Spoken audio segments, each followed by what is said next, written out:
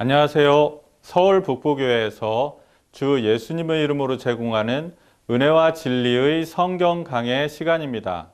이번 시간에는 죽음의 위협 앞에서도 하나님을 신뢰하고 진리를 증거하신 예수님과 깨닫지 못하는 무리들을 보게 됩니다. 시청하시는 동안 예수님을 하나님께서 보내신 구주로 깨닫고 믿는 복이 있으시기를 기원합니다.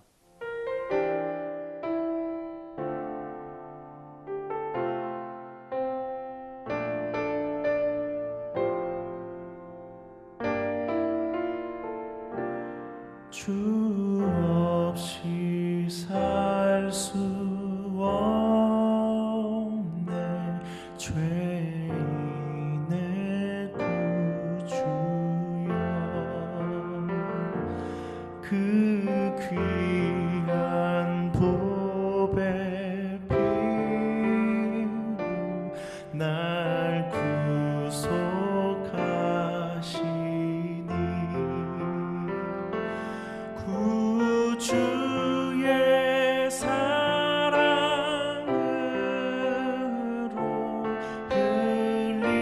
흘리신 보혈이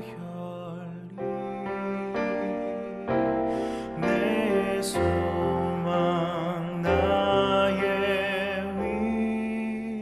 위로 내 영광 됩니다.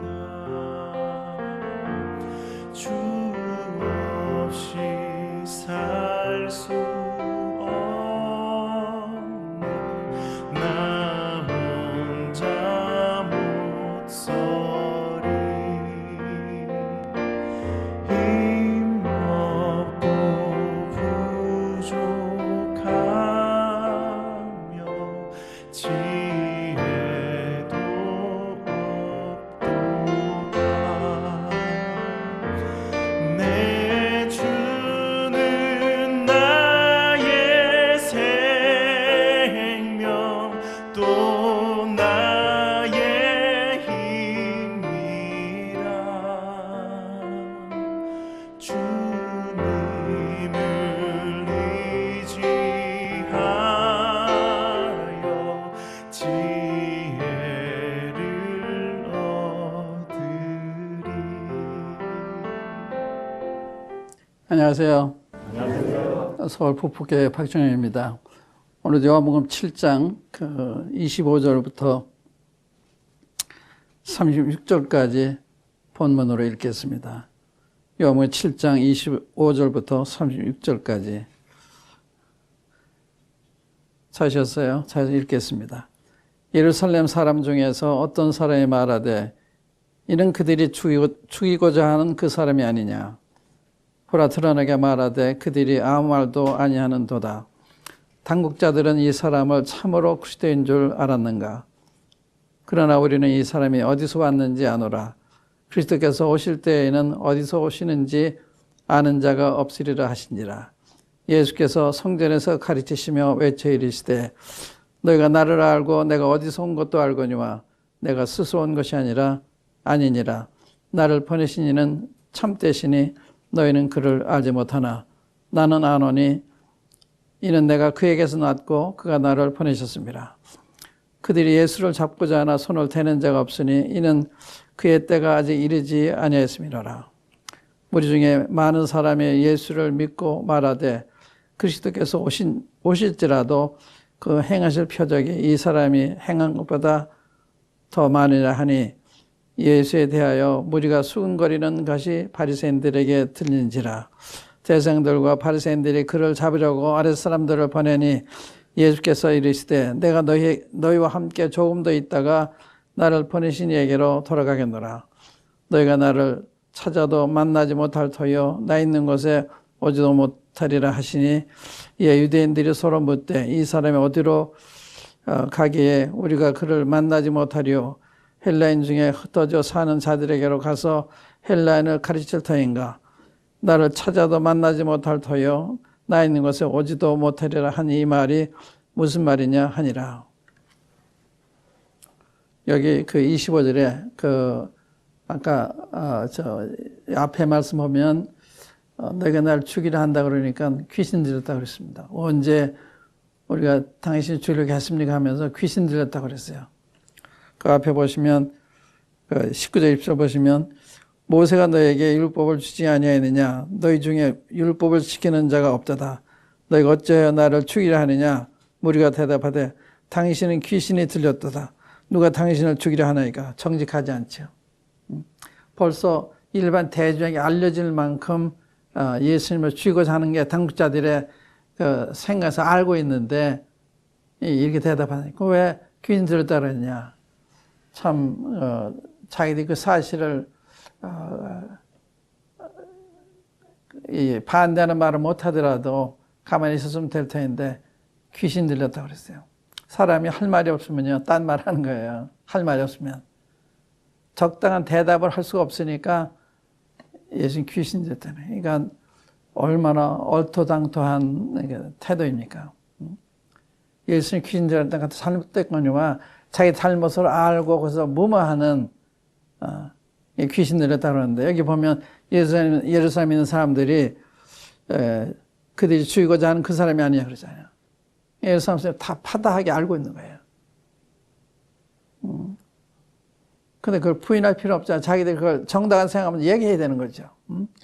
뭐 안식을 범했기 때문에 그렇다든지 자기를 하나님의 아들로 자처하기 때문에 그렇다든지 그렇게 얘기해야 되는 거 옳잖아요.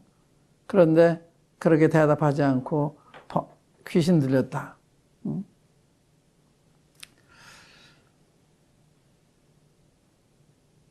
그 다음에 이제 그 26절에 보면 보라 드러나게 말하되 그들이 아무 말도 아니하는도다. 당국자들은 이 사람을 참으로 그리스도인 줄 알았는가. 우리 주님이 담대하심 이런 살기 특징을 다 알고 계세요. 그런데도 주저하지 않으세요. 주님은 할 이야기를 다 하세요. 그 무슨 뜻이냐. 주님은 내가 아까 그런 뒤에 보면 그런 말씀 있잖아요. 그 30절에 보면 그들이 예수를 잡고자 하나 손을 대는 자가 없으니 이는 그의 때까지 이르지 아니했습니다. 주님은 하나님의 주님에 대한 뜻이 이루어지기 전까지는 돌아가실 수가 없는 거예요. 하나님이 그 뜻을 이루실 때까지 주님은 살아 계시는 거예요. 우리도 하나님의 뜻이 계십니다. 우리도 하나님의 뜻이 이루어지기 전까지는 죽고 싶어도 못 죽는 거예요. 아십니까? 그러니까 이 하나님 우리에 대한 다 뜻이 계신 거예요. 때에 대한 뜻도 다 계시는 거예요. 그러니까 주님 데리고 원하시면 데려가십시오 그러면 되는 거예요. 근데 여기 주님이 드러나게 말씀하시니까 당자한테 죽인다고 하는 사람들이 왜 내버려 두나 저렇게 담대히 공공연히 얘기를 내버려 두나 이분을 그리스도로 인정하고 있나 이렇게 이제 반문한 거예요. 왜냐면 손을 못 대는 거는 하나님 못 되게 하시는 거예요. 될 수가 없는 거예요. 그러니까 그를 죽이기도 원했고 뒤에 보면 사람을 보내요. 잡아오라고. 그런 손을 못 대요. 왜? 하나님의 시간이 안 되기 때문에. 하나님의 시간이 다 있는 거예요. 그 하나님이 그 천년 만물을 지으시고 인류에 대한 모든 계획을 다 세우고 계십니다. 그 계획대로 진행이 되어오는 거예요. 그래서 요한복음에도 보면 내 때까지 이르지 않았다. 내 때가 가까웠다. 내 때가 이르렀다. 이런 표현들이 있어요. 그러니까 주님이 시간표대로 일하시는 그냥 주먹구구식으로 일하신 게 아니고 어떤 환경에 밀려서 뭘 하신 게 아니고 하나님의 뜻대로 하나님의 시간에 일을 다 하시는. 예를 들면 주님이 6월절에 돌아가실 때 있는 거거든요. 6월절 예시 그거예요. 이 양을 잡아서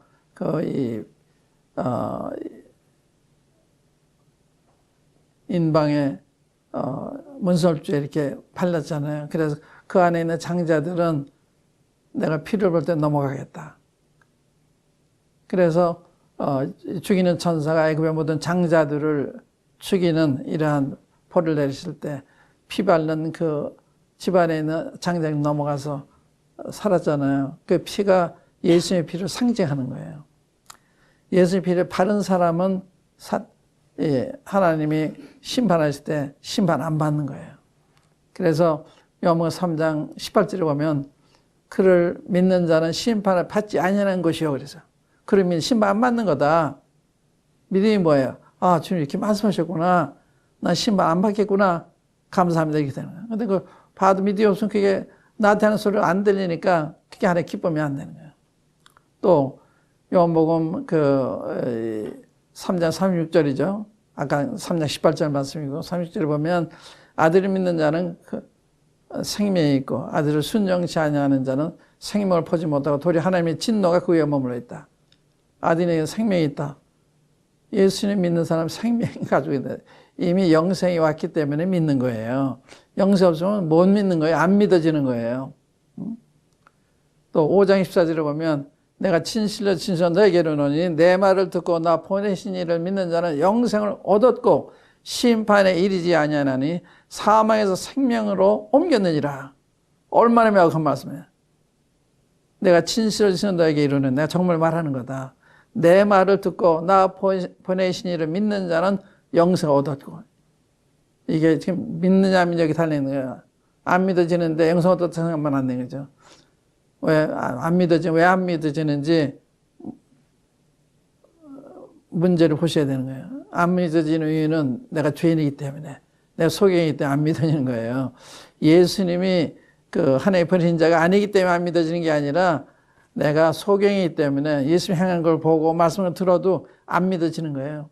그러나 영안이 뜨이면 이분이 메시아시구나, 이분이 그리스도시구나, 하나님 아들이시구나, 이걸 믿게 되는 거예요. 그러니까 믿는다고 하는 것은 이게 기적입니다. 하나님의 초자연적인 이런 능력이 역사해야만 되는 거예요. 구원이 그냥 이루어진 게 아닙니다. 안 믿어진 그 이유가 있는 거예요. 주님 저 믿고 싶으면 안 믿어져요. 도와주세요. 그래야 되는 거예요. 그러면 주님 도와주시는 거예요. 그러니까 있는 그대로 그냥 내가 확실하지 않으니 넘어가지 마. 이건 믿음이 아니에요. 믿음이 확실한 거거든요. 확실해 믿음이 성립이 돼요. 확실하지 않으면 믿음이 성립이 되지 않죠. 그러니까 주님이 이렇게 담대히 드러나게 말하는데도 믿지 못하고 있는 거죠. 27절에 보면 그러나 우리는 이 사람이 어디서 왔는지 아노라. 그리스도께서 오실 때에는 어디서 오시는지 아는 자가 없으리라 하느니라. 그래서 어디서 왔는지 안다는 말은 하나님께부터 왔다 그걸 아는 게 아니에요. 이면 나사렛에서 온 사람이 목수의 아들이고 이렇게 알고 있는 거예요. 그러니까 이 사람이라고 그러잖아요. 예수님 믿은 사람들이 아니에요. 예수님에 관해서 하는 이야기죠. 우리는 이 사람이 어디서 왔는지 아노라. 그리스도께서 오실 때에는 어디서 오시는지 아는 자가 없으리라 하는 자. 이게 틀리는 거예요. 성경을 잘 모르고 있는 거예요. 예수님은 다시 말하면 그리스도는 베들레헴에 태어나도 되겠습니다. 천에게서 나오셔도 돼 있어요. 유다 지파가 오셔도 돼 있어요. 그러니까 이 메시아는 굉장히 정확한 것입니다. 구약성경이 말하는 메시아는 아브라함의 자손이어야 되고 유다 지파에서 오셔야 되고 다윗의 혈통에 나셔야 되고 천에게서 나셔야 되고 베들레헴에 나셔야 되고 이게 전부 예언이에요. 그 메시아의 그 초림의 예언이다. 근데 어디서 오는지 모른다. 성경 모르는 이야기죠. 아는 거예요. 그래서 마태복음 1장에도 헤롯이 묻잖아요. 대제사장들한테 유대 왕이 어디서 나실 거냐 그러니까 유대 베들레헴은 탁 대답하잖아요. 미가서에 기록된 대로. 어디서 오는지 모른다. 이건 이스라엘은 잘 모르고 성경 몰랐기 때문에. 그리스도가 오실 때에는 어디서 오시는지 아는 자가 없으리라 하는지라. 그건 맞는 말이 아닙니다. 28절에 예수께서 성전에서 가르치시며 외쳐 이르시되 너희가 나를 알고 내가 어디서 온 것도 알거니와 내가 스스로 온 것이 아니니라. 나를 보내신 이는 참되시니 너희는 그를 알지 못하다. 그러니까 여기도 너희가 나를 알고 내가 어디서 온 것도 알거니와 이거는 나사렛에서 오신 거, 목수의 아들 오신 거. 그 정도 아는 것을 말하는 거예요. 여기는 나를 보내신 이를 너희는 참되시니 너희는 그를 알지 못한다 그러잖아요. 모르고 있는 거예요. 그러니까 육신적인 면만 알고 있는 거예요. 예수님이 나사렛에 살아셨고 또 이 목수의 가정에 살아셨고 그러니까 그 정도만 알고 있는 거죠. 이 영적인 면에서 이분이 정말 하나님인데 인간으로 오셨구나. 이걸 잘 모르는 거예요. 성육신하신 거. 그런데 예수님이 29절 보면 나는 아노니 이는 내가 그에게서 났고 그가 나를 보내셨음이니라. 여기 그가 나를 보내셨다는 말은 이게 메시아란 말 같은 거예요. 예.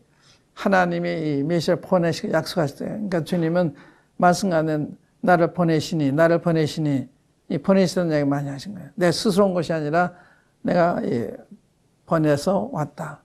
그래서 여기도 예수님이 나를 보내시는 참되시니 참됐다. 그가 나를 보내셨습니다. 이거는 메시아임을 증거하는 거예요. 유대인들 이야기 심각하게 듣는 거죠. 보내셨다는 이야기에. 자기들 스스로 나타났고 귀신 들였다고 생각하는데 보내서 왔다 그러니까 너무 생각이 다르잖아요. 이게 굉장한 이야기입니다. 주님 한마디 한마디가 정말 불꽃 같은 횃불 같은 말씀이죠. 나를 보내셨다. 이 사실이 마음이 비춰지면 믿고도 남죠. 나를 보내셨다는 이 말씀이 안 받아지는 거예요. 왜? 눈이 멀어 있었기 때문에. 영안이 뜨이면 하나님이 보내셨구나 이걸 알게 되기 때문에 믿어지는 거예요. 그런 겁니다. 그러니까 신학이라는 게 이런 초자연적인 능력에 의해서 우리 몸이 변하는 거예요. 그래서 이런 말씀이 보통으로 들리는데 눈이 뜨이면 이렇구나 이렇게 되는 거예요. 이게 다른 거예요. 보내셨습니다. 그들이 예수를 찾고자 하나 손을 대는 자가 없으니 이는 그의 때가 아직 이르지 아니했습니다. 그의 때가 이르지 않았다. 이게 또 아까 말씀드린 것처럼 하나님이 만물을 주장하십니다. 그러니까 예수님이 하나님이 돌아가실 때가 되기 전에는 아무도 주님을 잡을 수도 없고 죽일 수 없어요. 그러니까 그렇게 담대 드러나게 얘기해도 예수님을 체포하고 원하지만 체포를 못 하잖아요. 그걸 아셔야 돼요. 하나님이 이 세상을 주관하십니다.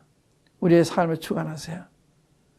그분이 우리를 보호하시고 우리 인도하십니다. 이걸 믿는 게 굉장히 중요한 거예요. 그런데 믿지 않아도 항상 불안한 거죠. 성경에 많은 약속들이 있어요. 이 약속을 믿으면 굉장히 많이 편안하고 약속이 이루어지는 걸 경험할 수가 있는데 성경 말씀은 약속이 많은데 그 약속은 순종할 때 이루어지는 거예요. 제 경우는요. 너희는 먼저 하나님의 나라의 그 일을 구하라. 그럼 이 모든 걸 더해 주시라. 그 말씀을 믿게 됐어요. 하나님 은혜지요. 그 말씀 제가 신앙 초기에 그 말 비춰졌을 때 믿어졌을 때 저는 직장에서 나왔습니다. 저는 그 당시 이제 대학생이고 고학을 하는 입장에 있었는데 직장 가지고 학교를 다녔는데 직장을 놓고 나면 어떻게 될 거예요? 무리를 뛰어드는 것 똑같은 거예요. 그런데 60여 년 동안 그 말씀 지키셨어요. 한 번도 끊기지 않습니다. 학비 다 주시고 기숙사비 다 주시고 또 생활비 다 주시고 자녀들 교육비 다 주시고 결혼할 때 결혼비용도 다 주시고 아플 때 병원비용 다 주시고 그러니까 저는 논에 대한 준비가 없습니다. 준비를 안 합니다. 왜냐하면 먼저 그날에 그를 구하면 주님이 이렇게 신실히 돌보는 경험했기 때문에 내 노년도 돌보실 거다 믿기 때문에 여러분 드시면 황당하게 드실지 모르지만 그게 믿음입니다. 너희는 먼저 그날 그 일을 구하라. 그 이모는 더 해준다. 그걸 믿고 제가 사직서를 썼어요. 그리고 주님은 증명하셨습니다. 하루도 증명이 아니라 60여 년 가까이 증명하셨어요. 그러니까 성경에 이런 약속들을 믿는다고 하는 게 중요한데 이거 못 믿잖아요. 그러니까 못하는 거예요. 다윗이 양을 치면서 곰과 사자가 와서 새끼도 물어가면 쫓아가 싸워가지고 구해내잖아요. 사자도 이기고 곰도 이기고 이런 경험을 한 거예요. 자기 양을 치면서. 그런데 블레셋 장군인 골리앗 장군이 나와가지고 이스라엘 진영을 향해서 너희 중 한 사람을 나한테 보내라. 나가 싸워서 너희가 이기면 우리가 너희들의 종이 될 거고 또 내가 이기면 너희들이 우리 종이 되도록 하자. 그런데 사울왕으로부터 조관 병사에 이르기까지 벌벌도 아무도 못 나가는 거예요. 근데 다윗이 아버지 신부는 이 전쟁터에 나갔다가 그 장면을 보고서 내가 가겠다 그래요. 나가겠다. 그것도 무슨 그 창을 가지고 갑옷을 입고 하는 게 아니라 조약돌 5개와 팔매질 할 때 쓰는 이 끈 하나 가져간 거예요. 그것만 가져간 거예요. 그래 그 팔매를 그 끈에다가 매고서 이렇게 던졌을 때 골리앗의 빈 이마에 이렇게 맞았어요.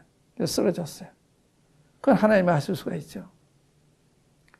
그가 그 사자 공과 싸워서 이기한 하나님이기 때문에 저 사람도 얼마든지 이기게 하실 거다. 이게 믿음이 생긴 거예요. 믿음은 과거의 경험이 필요한 거예요. 그래야 믿음이 점점 자라는 것입니다. 한꺼번에 믿음이 생기는 게 아니에요. 그런 경험이 우리가 살아가는 하나님에 믿음이 있게 하시는 거예요. 그래서 나중에 행할 때도 그 말씀 믿고 행하는 거예요. 그때 주님 증명하시는 거예요.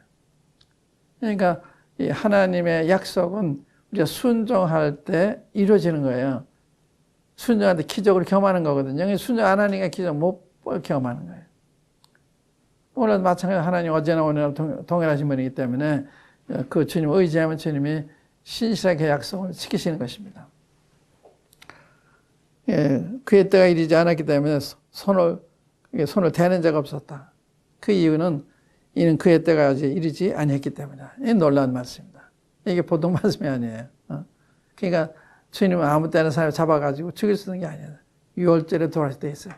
6월절에 돌아가셨어요. 그리고 주님 그 사람에 부활하셔가지고 그것도 초실절에 이야기가 주님 부활을 얘기한 거예요. 우리 주님이 첫 열매가 되었다는 주님이 부활의 첫 열매가 되셔서 주님이 부활하셨기 때문에 우리도 부활한다고 하는 걸 믿는 것입니다. 그것도 마찬가지예요. 그러니까 주님이 초실절에 살아나셨고 그 다음에 초실절부터 50일째 되는 날이 오순절이에요. 성령님이 오순절로 오셨습니다. 오순절. 그러니까 하나님이 시간표대로 역사하시는. 그 다음에 나팔절이 있고 그 다음에 속절이 있고 초막절이 초막절은 천년왕국을 상징하는 건데 우리가 지금 초막절 계기에 지금 있는 일을 살펴보고 있는 거거든요. 이 초막절인 6월절인 7절이가 다 예수님을 말하는 거예요. 주인공이 예수님입니다. 그런데 주인에 와 계셔도 그거 모르는 거예요. 이 초막절의 주인인 줄 모르는 거예요. 이게 사람이 참 얼마나 어두워요. 영안의 밝은 굉장히 필요한 건데 주님이 가까이시라면 우리 영혼이 밝아지고 그런 거기 때문에 말씀과 이 기도와 이 성령을 사는 삶을 계속할 때 이러한 그 영안, 이러한 그 영적인 영성이 그 민감해지고 자라는 것입니다.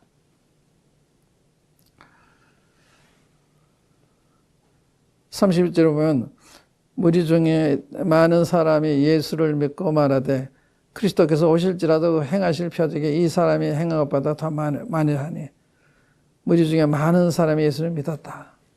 참 기분 좋은 말씀인데 다 반대하는 중에 믿는 사람이 있었는데 이거 참 믿는 사람이 잘 모르겠는데 왜 그런가 하면 그 예수님이 행하신 일이 굉장히 많기 때문에 그리스도라는 분이 오신다고 해도 그도 더 많이 하겠나 여기서 온 신앙이거든요. 그러니까 참된 신앙이 잘 모르겠어요. 그 모르는데 이런 점에서 믿었다 한 건지 진짜 믿었는지 그건 잘 모르겠습니다만은 여하튼 그 많은 사람이 믿었다 하는 기분이 좋은 거예요. 이렇게 반대하는 사람만 있는데 믿었으니까. 여러분 제가 주님 믿었기 때문에 주님 아마 이렇게 세나라도 기분 좋으실 거예요.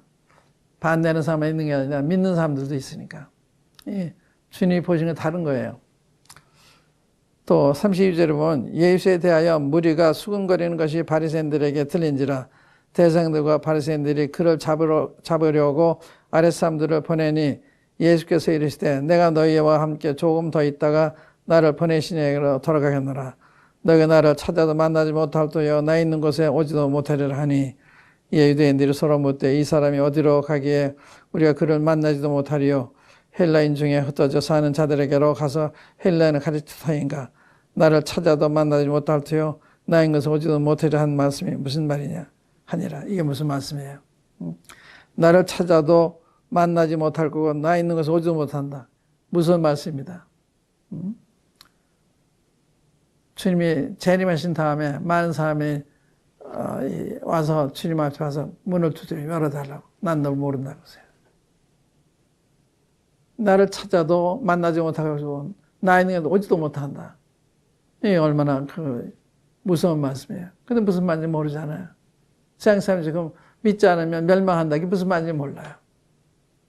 죄의 삭은 사망이다. 무슨 말인지 몰라요. 이거는 죄에서 사망이란 말은 불못을 가리켜. 죄의 삭은 불못이다. 이게 둘째 사망이에요. 그렇기 때문에 많은 사람들이 무슨 걸 모르는 거예요. 여기서 주님 이런 이야기 해서 무슨 말인지 몰라요. 다르게 해석하는 거 모르니까. 무슨 이야기입니다. 나를 찾아도 만나지 못할 것이요. 때가 늦으면 안 되는 거예요.